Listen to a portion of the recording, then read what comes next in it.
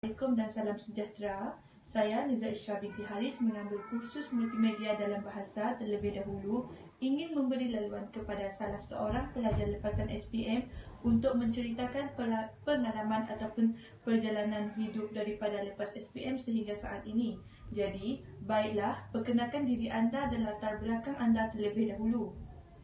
Assalamualaikum dan salam sejahtera. Nama saya Nurdini binti Jeffrey, boleh panggil Dini. Saya berumur 20 tahun dan saya menetap di Betong, Sarawak. Oh, boleh saya panggil Dini ya? Boleh. Dini merupakan berasal dari Betong dan dari kampung mana tu? Saya berasal dari Kampung Beladin. Oh, saya pun berasal dari Kampung Beladin. Jadi nampaknya kita berasal dari kampung yang sama. Adakah anda merupakan anak jati Kampung Beladin? Saya bukan anak jati Kampung Beladin, tetapi keluarga saya telah lama menetap di kampung ini. Oh, baiklah. Jadi pada saat ini setelah menamatkan zaman sekolah menengah, apakah yang anda lakukan sama ada bekerja ataupun belajar? Setelah menamatkan zaman persekolahan, saya bercadang untuk melanjutkan sahaja pelajaran saya disebabkan oleh faktor keinginan untuk menyambung pembelajaran tersebut. Jadi selepas tamat zaman persekolahan, saya mengisi permohonan untuk kemasukan ke universiti dan permohonan kemasukan ke matrikulasi.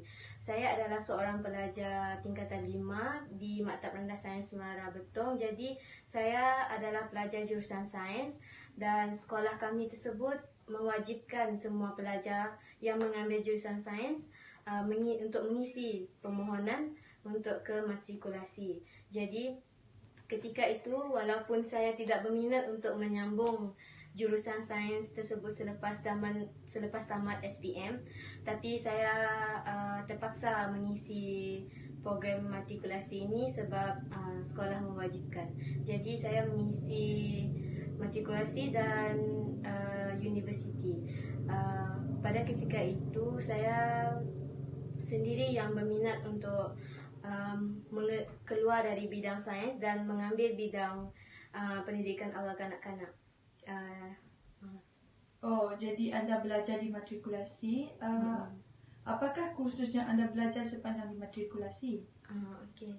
Saya mengambil kursus, dia ada 3 kursus, tapi saya mengambil kursus yang dipanggil modul 3. Modul 3 ni dalam tu saya akan mempelajari 4 subjek utama, iaitu subjek yang pertama biologi, subjek yang kedua kimia, subjek yang keempat matematik dan subjek yang ketiga matematik, keempat sains komputer. Jadi untuk pengetahuan, matrikulasi ini memberikan pelajar untuk memilih subjek mana yang mereka suka. Contohnya modul 1, modul 2 dan 3. Jadi saya seorang pelajar yang tidak mahir sangat dalam fizik ni. Jadi saya memilih untuk mengambil modul 3 disebabkan modul 3 sahaja modul yang tidak mempunyai subjek fizik. Macam tu. Jadi adakah anda sudah berjaya menamatkan pengajian di matrikulasi ataupun masih menyambung pengajian?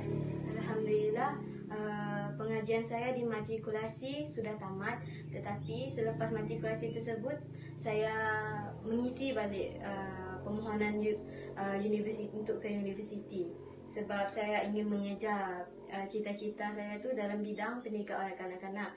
Jadi setelah tamat matrikulasi, saya memohon Universiti Pendidikan Sultan Idris dalam bidang pendidikan awal kanak-kanak. Macam tu. Oh, anda memasuki UPSI ataupun dikenali sebagai Universiti Pendidikan Sultan Idris bermula dari tahun berapa?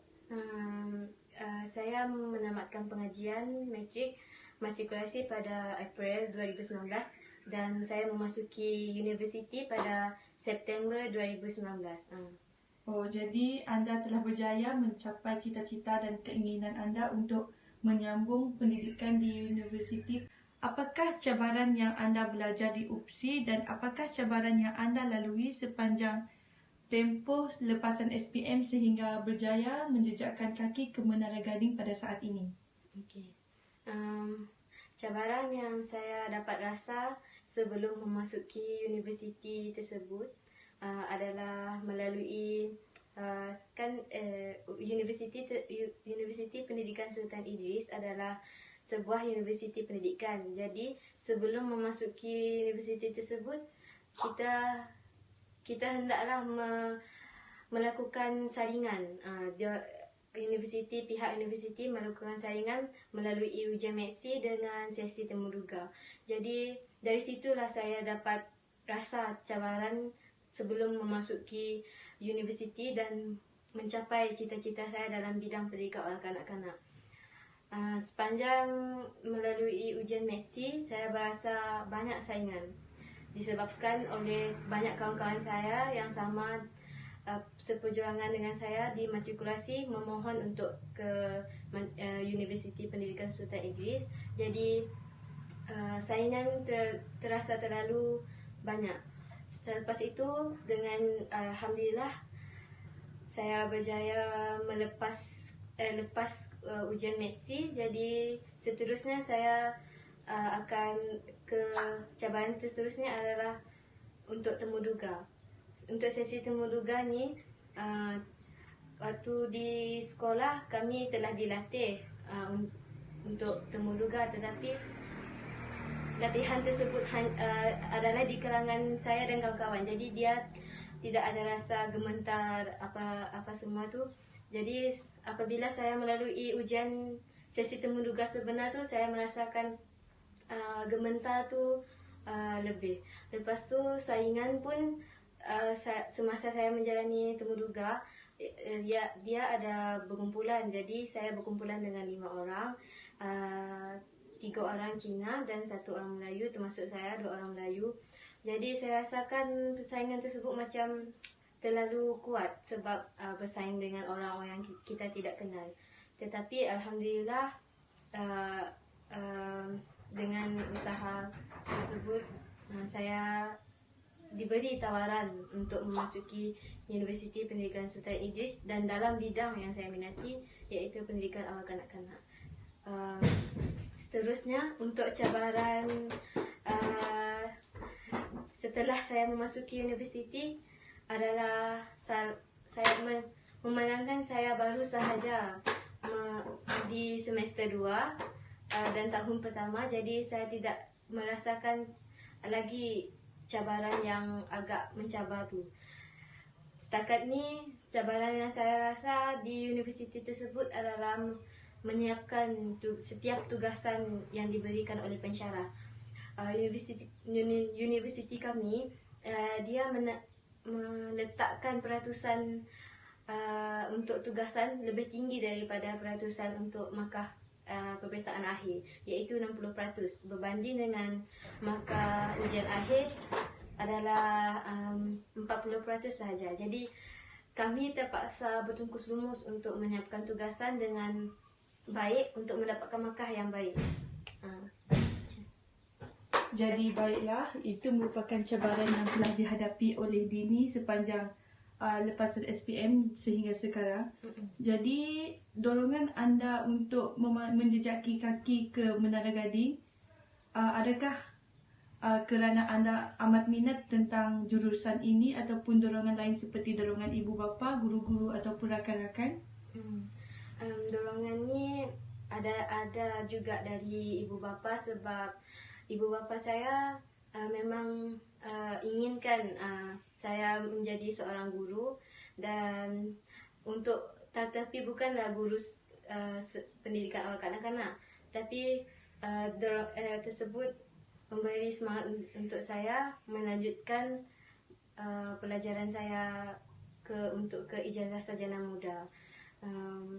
Dorongan tersebut juga datang daripada kawan-kawan saya, sebab mereka selalu menyokong saya untuk mengambil bidang pendidikan kanak-kanak ini.